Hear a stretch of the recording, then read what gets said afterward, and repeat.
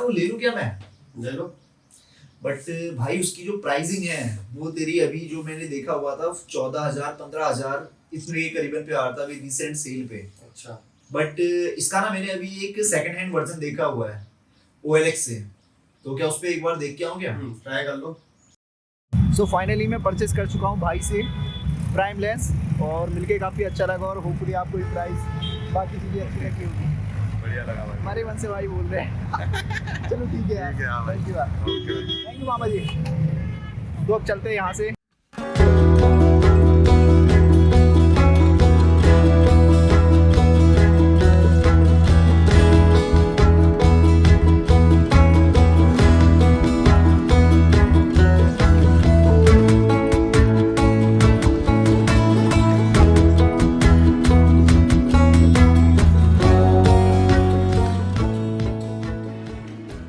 तो जी हम बात कर रहे हैं मेरे क्रॉप बॉडी कैमरा के लिए एक प्राइम लेंस की। तो जैसे कि आपको पता है कि क्रॉप बॉडी जो अगर कैमरा है तो इस पे हमारा क्रॉप फैक्टर लगता है। तो Nikon D7500 पे आपका 1.5 टाइम्स क्या इस पे हमारा क्रॉप फैक्टर लगता है। मतलब जो भी हमारा लेंस का स्टैंडर्ड फोकल लेंथ होगी उसका ये 1.5x उसको क्या कर देगा, इंक्रीज कर देगा। फॉर एग्जाम्पल अगर हम यूज कर रहे हैं 50 mm लेंस, तो 50 mm लेंस अगर मैं यूज कर रहा हूँ अपने APS-C कैमरा के अंदर, तो ये इसकी इक्विवेलेंट जो फोकल लेंथ है उसको ये 75 कर देगा। तो दैट्स वे मैं जो अभी परचेस कर रहा हूँ वो मैं अपने 35 mm का लेंस परचेस करने का प्लान कर रहा हूँ। बिकॉज अगर मैं ये कैमरे पे अपना 50 mm का लेंस लगाता हूँ तो इसकी जो इक्विवेलेंट फोकल लेंथ हो जाएगी वो हमारी 75 mm हो जाएगी। तो उससे क्या होगा कि हमें क्या है, डिस्टेंस हमें बढ़ाना पड़ेगा और वो रिजल्ट नहीं आएगा जो एक्चुअल में मैं चाह रहा हूँ। और हमारा जो कम स्पेस पे अगर मैं इसको यूज़ करता हूँ अपने लेंस को, तो वहाँ पर वो उस तरीके का रिजल्ट नहीं दे पाएगा। तो दैट्स वे मैं 35 mm का परचेस करने का प्लान कर रहा हूँ, नॉट 50 mm का। तो इस पे जैसे देखिए मुझे अब कंफर्म हो गया था कि मुझे 35 mm लेना है।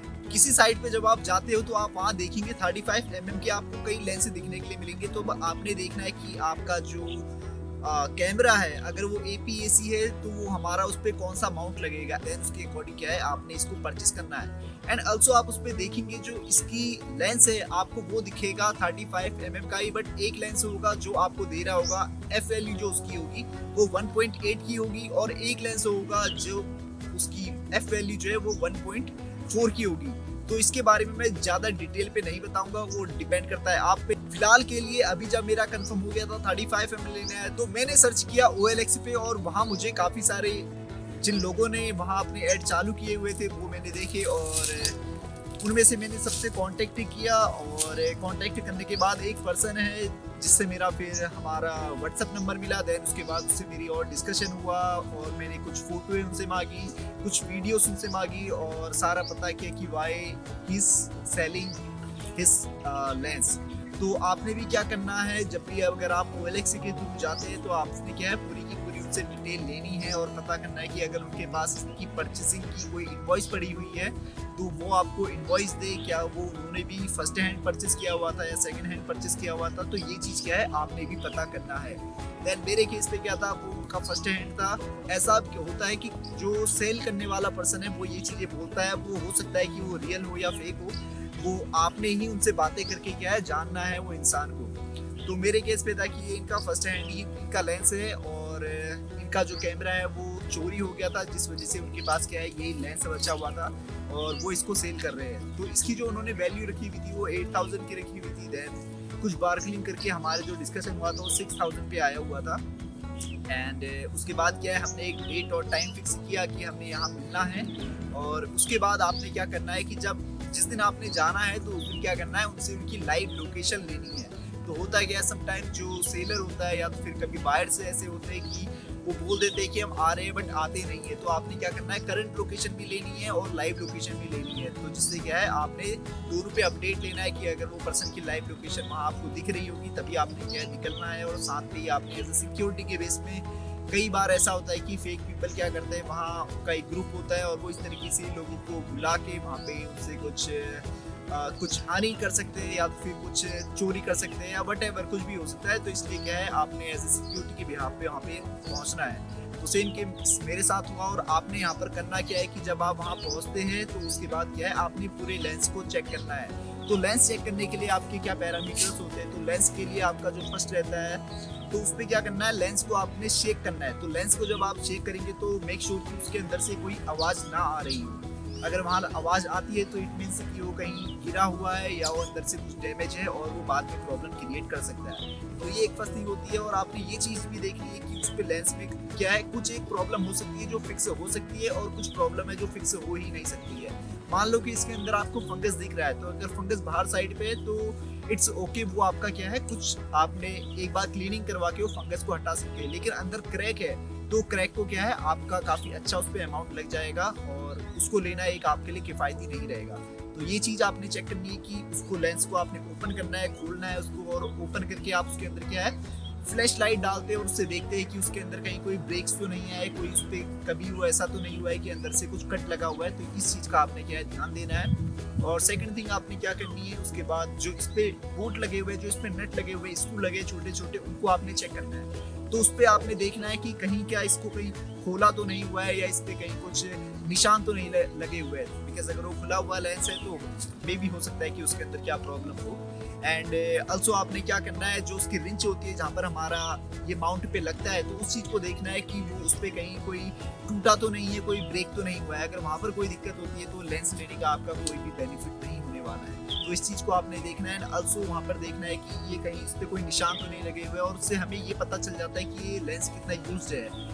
अगर उससे बार बार किया होगा तो उस पर डेफिनेटली क्या है, आपको उस पर निशान दिख जाएंगे। तो इन चीज़ों का आपने ध्यान देना है।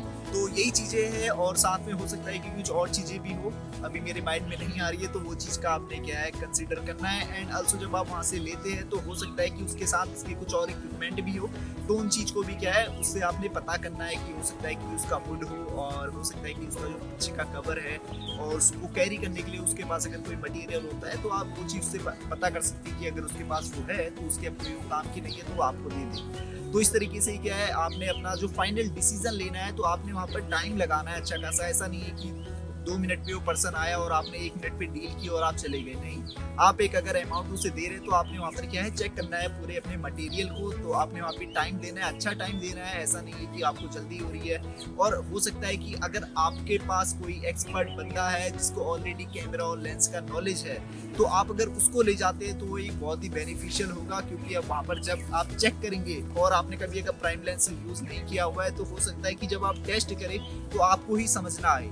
तो वो एक काफ़ी बेनिफिशियल होगा जब आप किसी एक पर्सन को ले जाते हैं जो ऑलरेडी इस फील्ड में है और वो एक एज ए फोटोग्राफर है, तो बेस्ट होगा और वो आपको एक अच्छा गाइड कर देगा और आपका जो अमाउंट है जो खराब जाने वाला है वो उससे आपको बचा देगा। तो यही कुछ चीज़ें हैं जिसको आपने कंसिडर करना है। और एट द एंड पे सारी चीज़ों को ध्यान पे रखते हुए अब आपका वहाँ पे परचेसिंग का डिसीजन होना है कि आपने वो परचेस करना है या नहीं करना है। तो आपने वही चीज़ें देखनी है कि अगर जो प्रॉब्लम है वो ऐसी प्रॉब्लम है जो हमारी फिक्स हो सकती है, तो उसकी जो हमारी वैल्यू लगेगी, तो वहाँ पर आप उससे बोल सकते हैं कि भाई इस पे अभी ये मुझे प्रॉब्लम लग रही है और इस पे इतना खर्चा आएगा, तो मेरे लिए बेस्ट प्राइस इसका ये कुछ जो सर्टेन अमाउंट है वो आप उसको बोल सकते हैं और उससे आप परचेस कर सकते हैं। तो इस केस पे भी हमारा जो फाइनल डील हुआ था वो 6000 में हुआ था। और इस पे जो मैंने उसको फिर कुछ चीज़ें क्या है बोली कि इस पे फंगस लगा हुआ है और हमें वो चीज़ दिख रही थी, जो इसका रिंच है वो हल्का सा में भी कुछ अटक रहा है, मुझे ऐसा फील हुआ, लेकिन वो ऐसा कुछ है नहीं इस पे। तो वो चीज़ भी मैंने वहाँ पर डिस्कस किया कि इसे क्लीनिंग करना पड़ेगा। तो हमारा जो इस पे फाइनल प्राइस बैठा है फिर वो हमारा इसको मैंने 5000 में इसको परचेस किया हुआ है मैंने। सो होपफुली ये वीडियो आपको काफ़ी हेल्पफुल लगी होगी। So thank you so much for watching and meet on the next one. Till then frame your vision, make it real.